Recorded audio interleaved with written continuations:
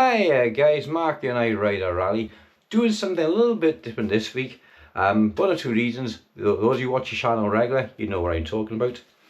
Last week we looked at changing the dry belts on this Walkman, and this week we're doing the AF62, BF62 in America, different code, different countries, and I think it's the 2086 in Europe. Cosmetically they look virtually the same, button layouts, everything is the same, but if you notice two glaringly obvious things: the buttons on different sides, your main control, that's your starters here, these ones here and these ones here, they're completely reversed each other. It means one thing: if they're using the same motor, it's got to be upside down, and you would be completely right. This one is an absolute doddle to change the belts on. This one's a bit of a nightmare. So what we're going to do is crack open the 5 screws right side on this one, one on the bottom there, 2 on the sides there, 1 on the top there, and 1 on the bottom corner there. That one's kind of sneaking away, you don't want to miss that one. And when you take the top off on this, you'll find you're confronted with a massive circuit board. Well, complete size of the Walkman. This one you can access the belts, this one you can't. But we'll see now when we crack it off, and we'll see how we're going to get around this problem. A couple of problems with it. The first one is the motor is shot, so she's vibrating, buzzing, making a noise. Belts are completely gone because there's no drive from one of the spools, and we're gonna get it all apart and clean it out. Okay then, over onto my workshop and let's crack on with it.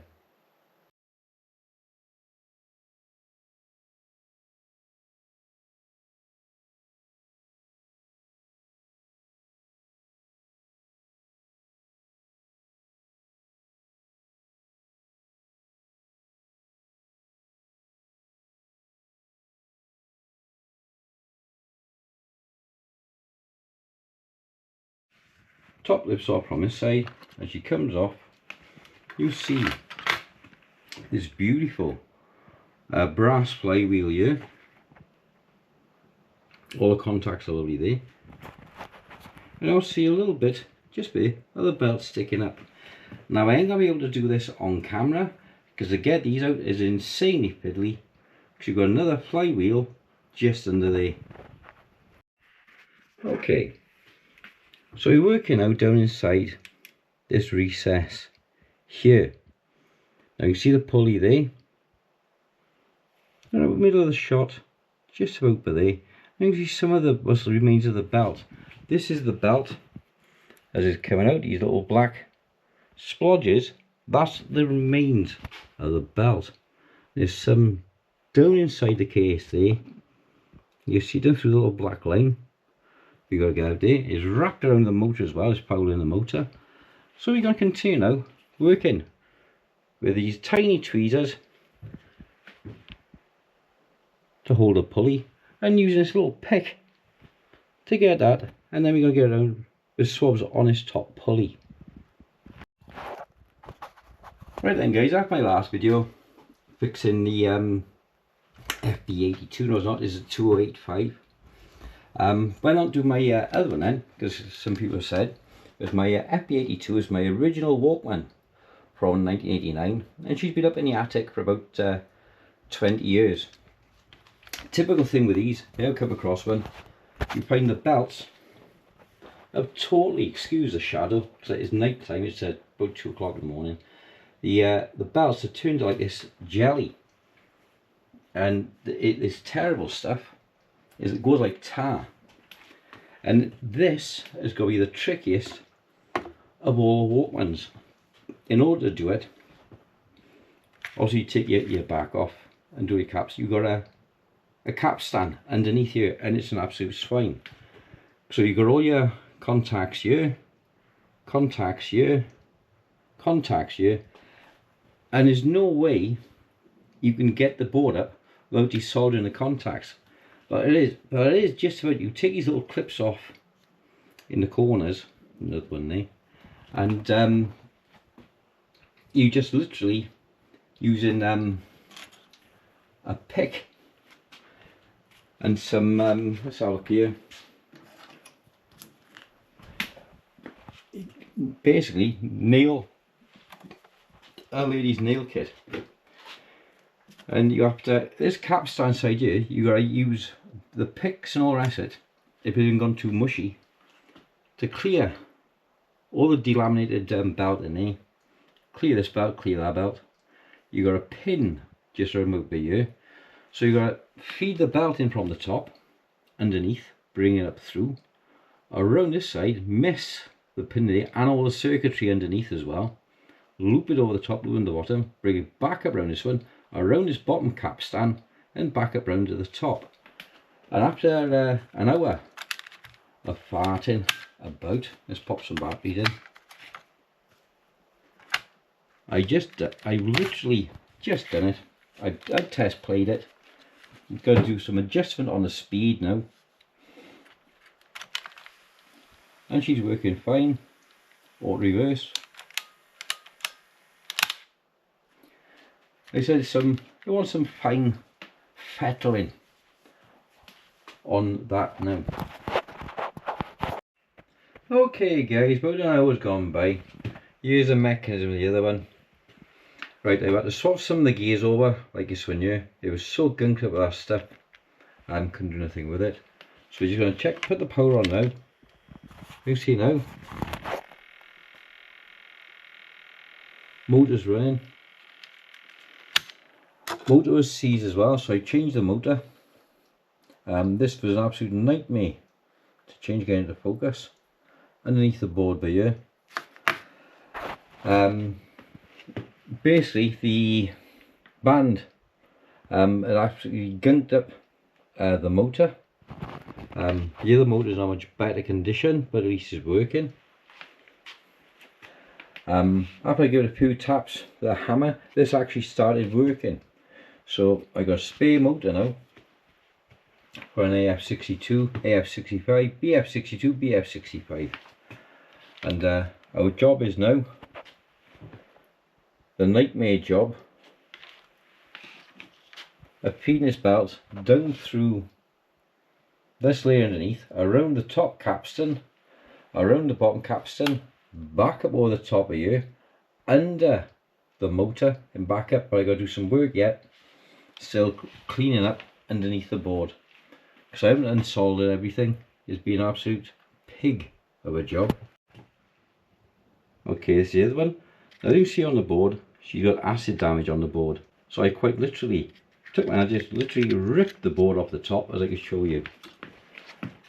So here's your other flywheel underneath, side by side for comparison. So you're dealing with, and this flywheel here gets all the yucky, gluey rubber what remains stuck around there. And the only way we can get this up is a desolder here, desolder here, wires off on the side here, and careful with these very fragile connections on the side of here. I did do this band last week, and that's why I found out the capstans here was worn, and she'd have to come all back apart again to do the capstand. It was actually cheaper to buy another broken unit, and we're going to try now and repair this one. Okay, so we've got the top pulley, as clean as I'm going to do it. Here in the gap, you see a little bit of rubber that's fouling the motor. We're going to get at that top pinion and get all that in there, clean and free up the motor. And then we're going to start working on the second pulley then. Sorry, this is the second pulley, but it's a pulley on the motor. I'll try to get as best I can. There is a better view. So we're going to clean that pulley out in there on top of the motor. Okay, so here's our first dot of rubber grease from around the motor capstan. So you see now she's starting to clean up. Try to in focus.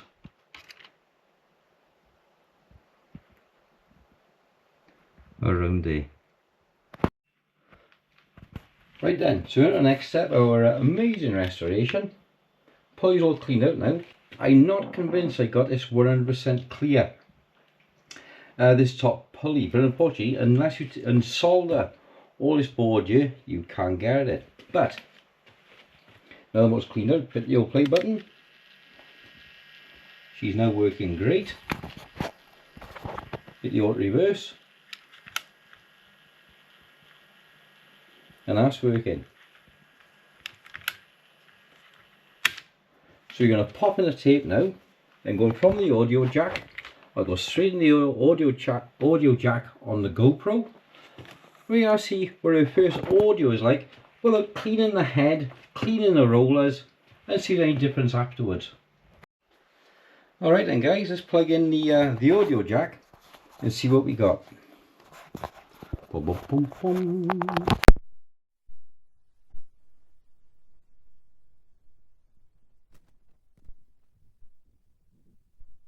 KLF is gonna rock you.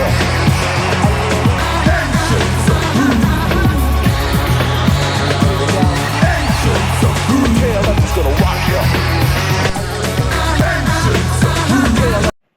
Okay, so you're going to put it all back together now. It's 5:35 in the AM, pitch black outside as you can see. So you're going to see what parts I can salvage off this other one now. The lid's in good condition, all the crystals I think are good in the display, so I'll make good space for this. The motor's still working good, all the gearing is good, so we'll be keeping this. But the actual circuit board with the acid damage, the other one, I destroyed it. Because all the screws etc were just so brittle, all this extra wiring here for the AM settings just fall apart. So we got to pop this back together now, clean the heads, clean the capstans and the rollers, and see what we got. Okay, next section guys, going back together. These dip switches, because the tops of the switches are separate the case, you want them all facing the same way. It makes it easier to go back together. Now see here, you got some tiny little wires in here as well, which can get in your way, so make sure when you're going back together everything is nice and done. I'm going to give us a clean out, some isopropyl rubbing alcohol around the contact, everything else. Might put the top back on. Right then, we're going to plug in some speakers now on your stereo, mode selected.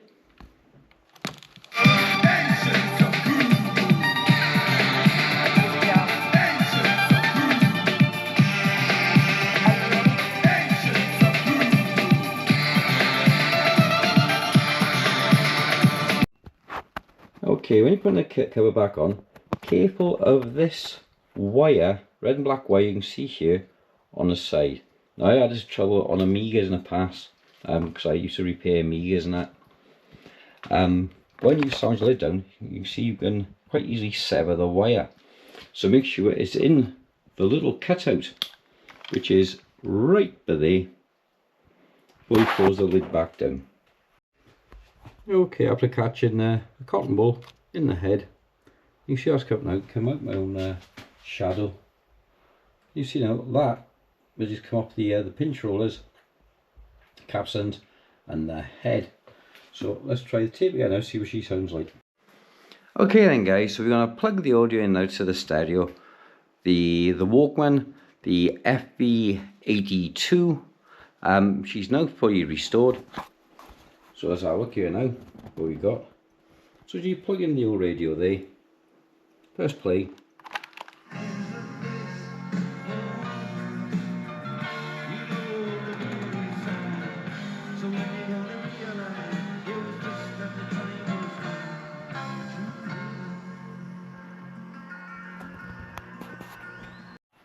Okay, so that's really the best I could get the audio on the F85, but the Mega Bass, however, is changing the volume level on the hi-fi.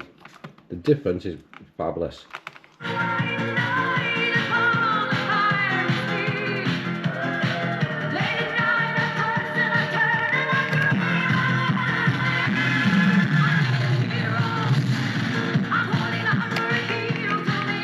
So it behaves just like an amplifier on the Mega Bass, so anything above a certain level with the Mega Bass Walkmans, sound quality is fantastic. Although they generally say the EX are the better ones to go for, these was the pinnacle in '89. This being the the 10th anniversary edition, and the output on it is 16 milliwatts, as opposed to all the others. If you can check the specs, I will say it, there was 8 milliwatts. So on the anniversary edition, there was definitely an amplifier built into this. So thanks for watching, and guys, if you enjoyed the video, hit the old share, the likes, the thumbs up, subscribes. Go on over to my Spring channel, see some of the merch I got available on there. Also, I'll look on my coffee channel for some of my artwork. In the meantime now, I got to do a lot of catch-up videos. We got to finish do the Triumph 20. This is going to be one coming up. I also got a video which is unfinished on my cameras at the moment, which is the automatic stop tail light from Gaseron, I think it is, to finish. And also we'll be looking, go for a little run, I think, on the Maverick. We haven't been out for a little while on the bikes. It's been over nearly 4 months now because of the operation and the pain I was in. And people asked about Ben as well. And here's a little guy. And funny enough, he's got the white mark on his side where he had his operation. But Ben is making a great recovery considering his pelvis was snapped into 5 pieces, and the surgeon in Bristol, Small Animals University Hospital, done a superb job, and I'm well happy my little guy is on a mend. So hit the old share, the likes and the subscribes, and I'll see you on the next one. Thanks and bye bye.